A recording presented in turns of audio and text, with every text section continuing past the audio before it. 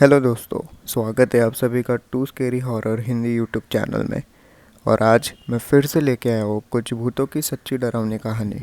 अगर आपको ये कहानी पसंद आती है तो मेरे चैनल को सब्सक्राइब कर देना, साथ ही बेल आइकन को दबाना, वीडियो में के नीचे कमेंट करना, लाइक कर देना और अपने दोस्तों के साथ ही शेयर कर देना। मैं हर रोज़ भूतों, एलियंस, जिन्नातों, चुड़ैल और ऐसी काली शक्तियों के बारे में कहानी लेके आता हूँ। बढ़ते हैं हमारी कहानी की तरफ। घूमते हुए आपका सामना खतरनाक जानवरों से और खतरनाक जानवरों के अलावा से ऐसे भी किसी आदमी से हो सकता है जिसकी आपने कभी कल्पना भी नहीं की हो, जैसे कि भूत, राक्षस और पता नहीं क्या क्या, जो शायद इस दुनिया के ही ना हो। तो आज लेकर आया हूँ जंगलों से जुड़ी कुछ ऐसे ही सच्ची डरावनी कहानियाँ, जिनको सुनकर आपको ज़रूर मज़ा आएगा। तो खुद भी सुनिए और अपने दोस्तों को साथ भी शेयर कीजिए और मज़ा लीजिए इन सच्ची डरावनी कहानियों का।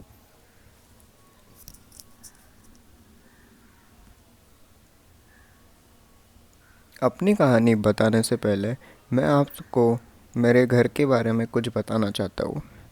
मैं एक छोटे से गांव में पला बड़ा हूँ और गांव में हमारा घर एक बड़े से जंगल के बिल्कुल पास बना था। हमारे घर गांव के आसपास और कोई घर नहीं था, सब घर दूर दूर बने हुए थे। इसलिए मेरा ज़्यादातर वक्त अकेले ही बीतता था।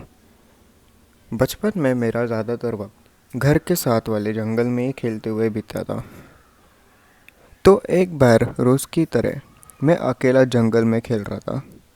मैं एक पेड़ के ऊपर चढ़ रहा था कि तभी जिस शाख के ऊपर मैंने पैर रखा था वो शाख टूट गई। मैं धड़ाम से सिर के बल नीचे गिर पड़ा।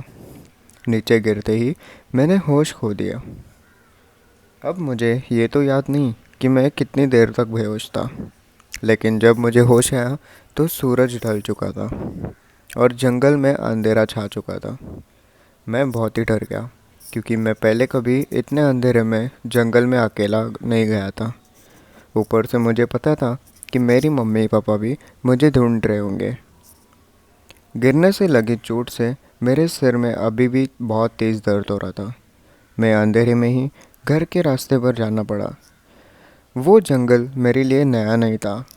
मैं वहाँ पे सालों से खेल रहा था, लेकिन घर जाते हुए मुझे वो रास्ता बिल्कुल भी पहचान में नहीं आ रहा था। लग रहा था कि मैं जैसे किसी दूसरे ही जंगल में आ गया हूँ।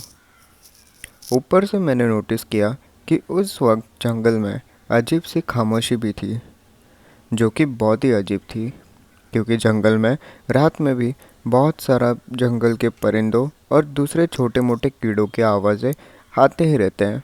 कीड़ों की आवाज़ ही तो दूर, मुझे अपने पैरों के नीचे हुए दबते पत्तों की आवाज़ भी नहीं आ रही थी।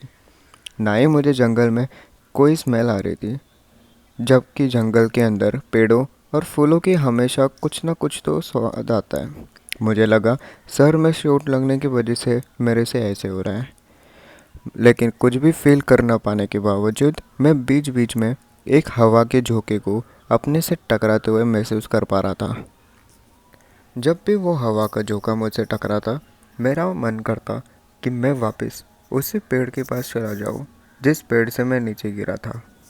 लेकिन मैं चलता रहा और कुछ दूर और जाने के बाद मुझे एक हल्की सी रोशनी दिखाई दी और आगे गया तो देखा कि वो तो मेरी घर की लाइट थी।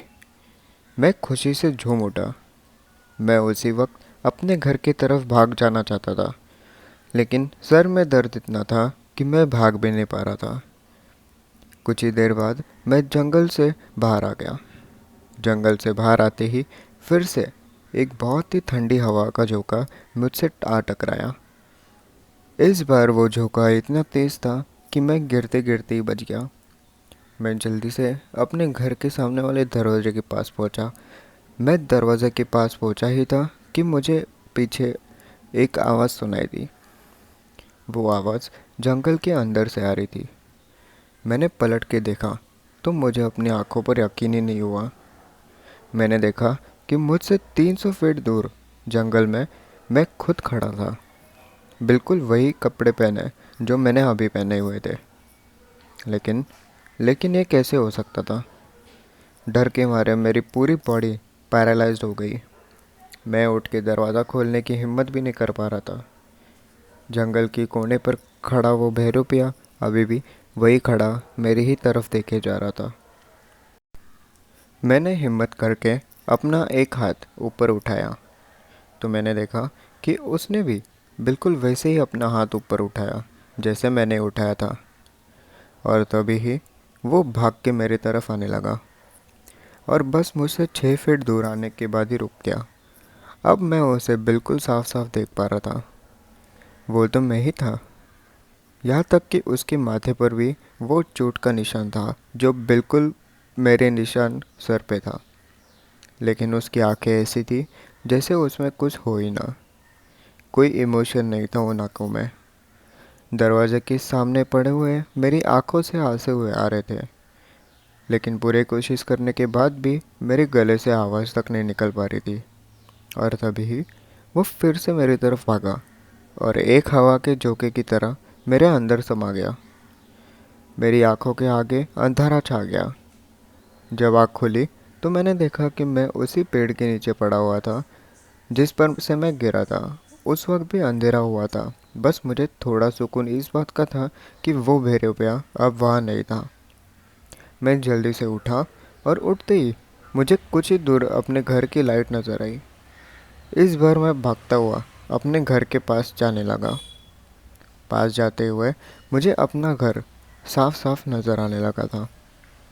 मैं दरवाजे के पास पहुंचा और खोलने की बहुत कोशिश की। लेकिन मेरे बहुत कोशिश करने के बाद भी वो दरवाज़ा खोल ही नहीं रहा था। तभी ही मुझे अंदर किसी के कदमों की आवाज़ आई और दरवाज़ा खुल गया। वो वो तो मेरी मम्मी थी। उस वक्त मुझे इतना अच्छा महसूस हुआ कि मैं बता भी नहीं सकता। मैंने उठ के घर के अंदर कदम बढ़ाना चाहा लेकिन मैं हिल ही नहीं पा रहा था। यहाँ तक कि मेरे मुंह से भी आवाज़ नहीं निकल रही थी। तभी मैंने ध्यान दिया कि मेरी मम्मी भी ऐसे एक्ट कर रही थी जैसे कि वो मुझे पहचाने नहीं पा रही हो, या फिर शायद मैं उनको दिखाई नहीं दे रहा था। मेरी तरफ देखने के बजाय मम्मी मेरी बाहर की तरफ देख रही थी। और फिर कुछ ही सेकंड्स बाद मम्मी दरवाज़ा बंद करके अंदर चली गई। मुझे तो कुछ समझ ही नहीं आ रहा था कि ये सब क्या हो रहा है। ऐसा लग रहा था कि जैसे मैं किसी दूसरी ही दुनिया में पहुंच चुका हूँ। मैं फिर से उठा और अपने कमरे की खिड़की के पास जाकर खड़े हो गया, ये सोच के कि शायद किसी तरह मैं घर के अंदर जा सकूं। मैं जब अपने कमरे की खिड़की पर पहुंचा तो देखा कि मेरे कमरे के अंदर मेरी कई सारी फ़ोटो लगी हुई थी और मेरे कमरे में एक कैंडल जल रही थी। हमारे यहाँ किसी के कमरे में कैंडल तब जलाई जाती है जब वो मर जाता है। वो देख के मैं बहुत घबरा गया। क्या मैं मर चुका हूँ? लेकिन ऐसे कैसे हो सकता है? मैं तो ज़िंदा हूँ। अगर मैं मर गया था तो मेरे मम्मी पापा मुझे ढूंढने क्यों नहीं आए जंगल में? और तभी मैंने नोटिस किया कि मेरे खिड़की के शीशे में मेरी परछाई मुझे नहीं दिख रही थी। मैं पागलों की तरह शीशे में अपने को ढूंढने की कोशिश कर रहा था। तभी मुझे उसमें एक परछाई नज़र आई। लेकिन वो परछाई मेरी नहीं थी, वो तो कोई और ही था। मैंने पलट के देखा तो मुझे जंगल में एक बहुत ही लंबा इंसान खड़ा दिखाई दिया। मैं उसका चेहरा भी नहीं देख पा रहा था क्योंकि उसने अपने मुंह पे कपड़ा बांधा हुआ था। मैं बस उसकी लाल चमकती आंखें ही देख पा रहा था। वो कम से कम 7 फीट लंबा था और वो मेरी तरफ आने लगा। वो चल नहीं रहा था बल्कि हवा में तैर रहा था। मैं उसी वक्त वहाँ से भागा क्योंकि मुझे पता था कि वो जो कुछ भी है अच्छा नहीं है। मैं भागने लगा और फिर जैसे सालों भागते रहने के बाद मेरी आँख फिर से खुली। मैं उसी पेड़ के नीचे गिरा हुआ था। खूब सारे उल्टी करने के बाद मैं उठा और फिर से मेरे घर की तरफ भागने लगा। दरवाजे के पास पहुंचते मुझे लग रहा था कि इस बार भी मैं दरवाज़ा नहीं खोल पाऊंगा।